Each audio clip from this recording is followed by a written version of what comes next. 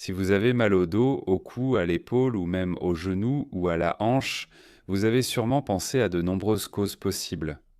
Peut-être pensez-vous que le problème vient d'une hernie discale, d'une contracture, de l'usure de l'articulation ou d'une blessure qui ne guérit pas complètement.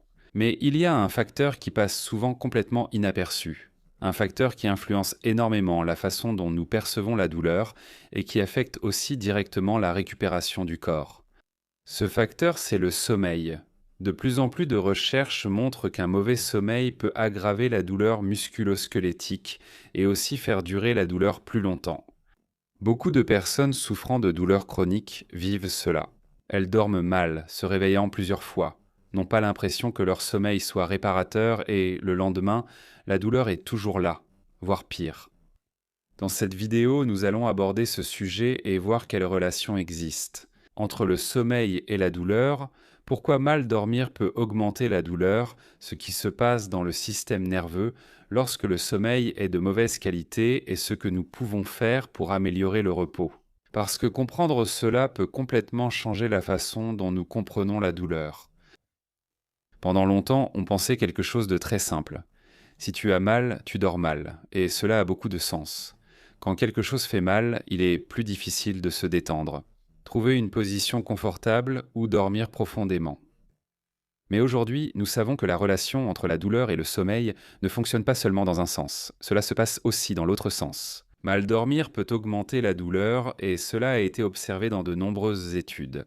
Les personnes qui ont une moins bonne qualité de sommeil présentent généralement une plus grande intensité de douleur, une plus grande sensibilité à la douleur, plus de difficultés à récupérer après des blessures et un risque accru de développer une douleur persistante.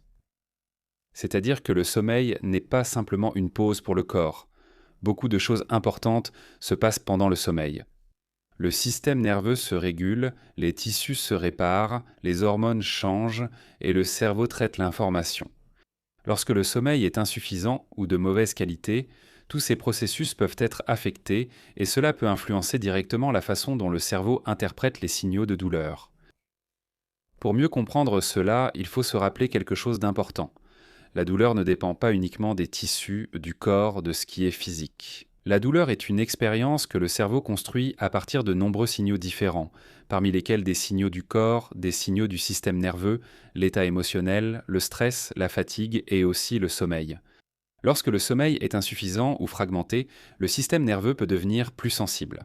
C'est comme si le système d'alarme du corps était plus actif et que cette alarme devenait plus sensible.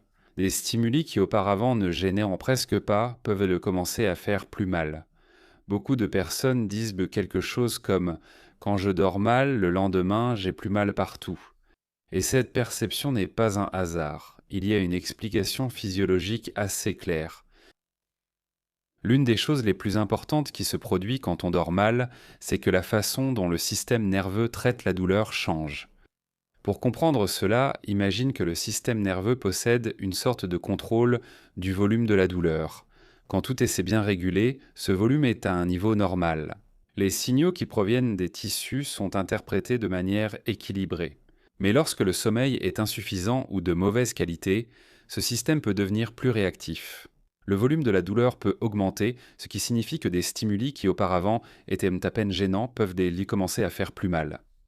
En fait, certaines études ont montré quelque chose de très intéressant. Il a même suffi d'une seule nuit de mauvais sommeil pour augmenter la sensibilité à la douleur le lendemain. Cela a été observé dans des expériences où l'on prive de sommeil des personnes en bonne santé.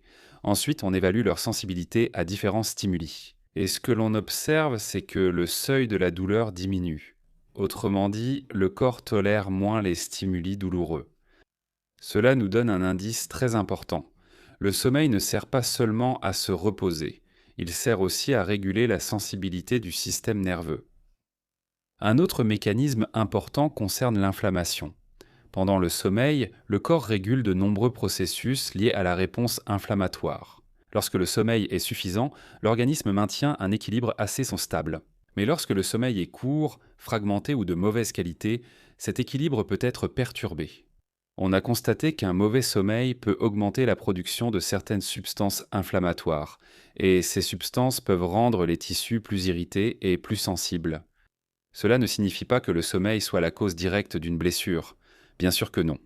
Mais il peut effectivement faire en sorte qu'un problème musculo-squelettique, une lésion articulaire ou musculaire, devienne plus persistant ou plus difficile à guérir avec le temps.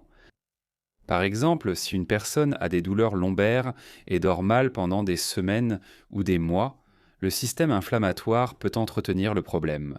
Le sommeil est également fondamental pour les processus de récupération. Pendant que nous dormons, surtout pendant les phases de sommeil profond, le corps active de nombreux mécanismes de réparation, parmi lesquels la réparation des tissus, la régulation hormonale, la récupération musculaire et la réorganisation du système nerveux. Pendant ces phases du sommeil, des hormones importantes sont libérées, comme l'hormone de croissance, qui participe à la régénération des tissus. Si le sommeil est insuffisant ou fragmenté, ces processus peuvent être complètement perturbés. Et cela peut faire en sorte que la récupération après une blessure soit plus lente. C'est quelque chose que les sportifs connaissent très bien. Dans le sport de haut niveau, le sommeil est considéré comme une partie fondamentale de la récupération. Mais dans le contexte de la douleur musculo-squelettique, on n'y accorde souvent aucune importance. Et pourtant, cela peut être un élément clé du processus de récupération. Un autre aspect important qui est parfois négligé est l'effet du sommeil sur l'état émotionnel.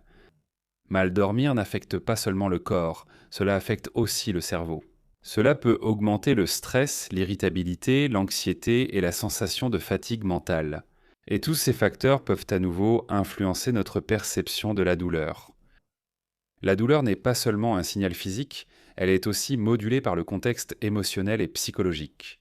Par exemple, lorsqu'une personne est très fatiguée ou stressée, le système nerveux peut interpréter les signaux corporels de manière plus négative, et cela peut à nouveau amplifier l'expérience de la douleur. C'est pourquoi lorsque nous parlons de douleur musculo-squelettique, nous utilisons souvent une approche appelée biopsychosociale. Cela signifie que la douleur est influencée par des facteurs biologiques, psychologiques et sociaux, et le sommeil fait partie intégrante de ce système. L'une des choses les plus importantes à comprendre, c'est que la douleur et le sommeil entrent souvent dans un cercle vicieux. C'est-à-dire, un problème alimente l'autre. Imagine une situation assez courante. Une personne commence à avoir mal au dos. Cette douleur fait qu'il lui est difficile de trouver une position confortable pour dormir. Il se réveille souvent la nuit ou a un sommeil léger. Le lendemain, il se lève fatigué. Son système nerveux est plus sensible. Le corps tolère moins bien le mouvement. Et alors la douleur augmente. Cette hausse de la douleur rend encore le sommeil difficile la nuit suivante, créant un cercle vicieux. Douleur, sommeil de moindre qualité, sensibilité accrue à la douleur, plus de douleur.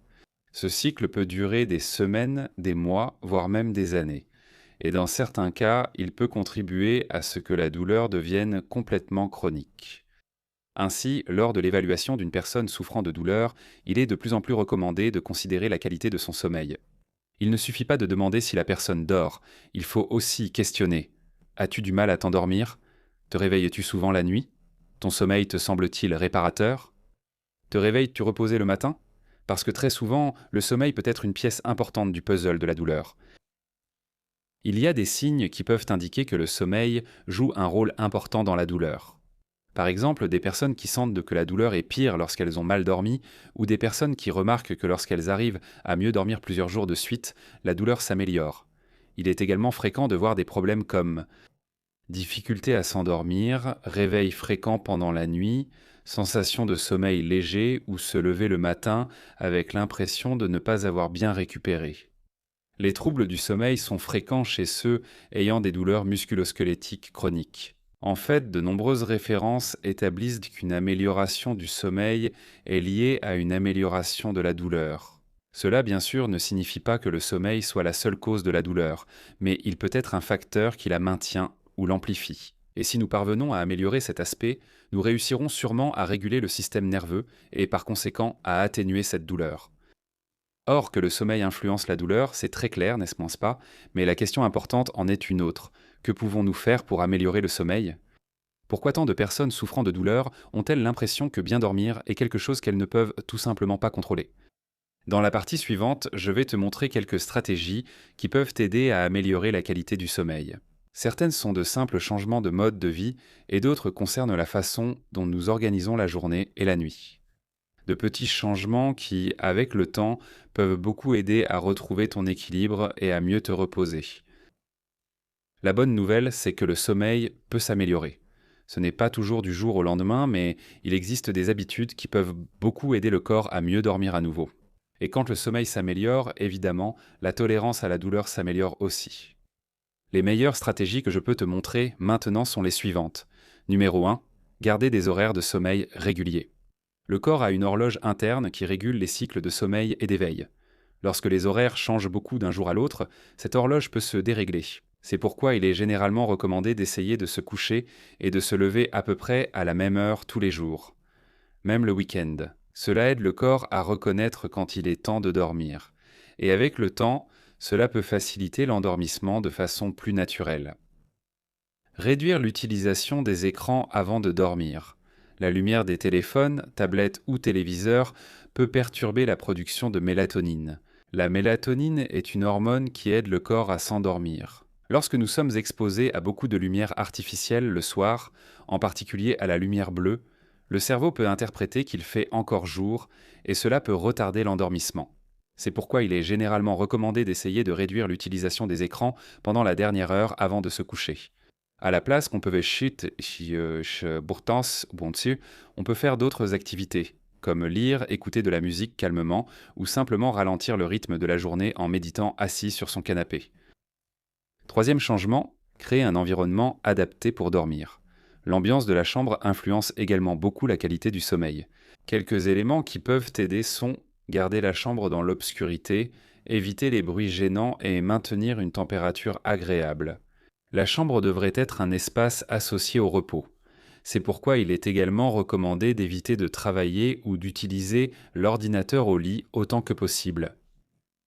Quatrième changement, rester actif dans la journée.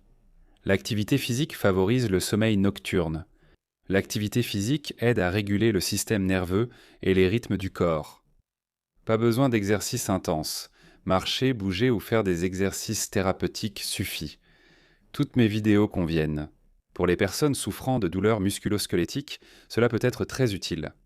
Le mouvement aide le corps à rester actif et peut aussi favoriser un sommeil plus profond. Cinquième point, réduire les stimulants le soir. Vous le savez déjà, la caféine peut rester dans l'organisme pendant plusieurs heures. Cela peut sembler évident, mais beaucoup de personnes consomment du café en fin de journée.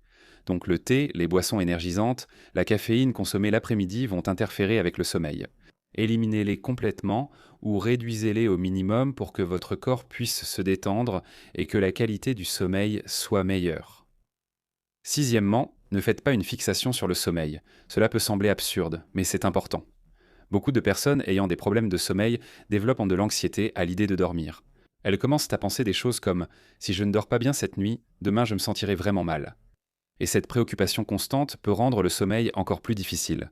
Parfois, la chose la plus utile est d'adopter une attitude plus flexible. Si une nuit on dort mal, cela ne veut pas dire que la suivante sera aussi mauvaise. Le sommeil s'améliore généralement de façon progressive lorsque l'on change ses habitudes.